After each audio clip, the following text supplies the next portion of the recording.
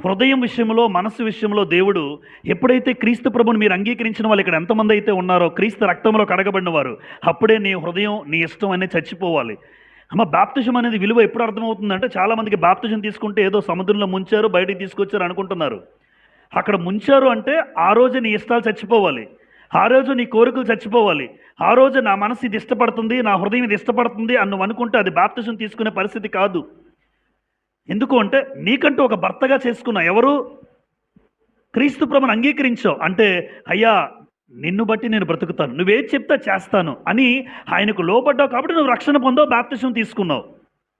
చాలామందికి అర్థం కాలేదు. ఎందుకు అంటే పెళ్ళికి, శుభకార్యాలకి, పుట్టినరోజులకి బాప్తిజమాలు తీసుకుని, అలాగే పిల్లలు పుడితే బాప్తిజం తీసుకున్న వాళ్ళకి ఈ విషయం అర్థం కాదు. అటువంటి మనస్తత్వం కలిగిన వాళ్ళకి ఈ విషయం అర్థం కాదు. కాబట్టి హృదయాన్ని కాపాడుకొనుము.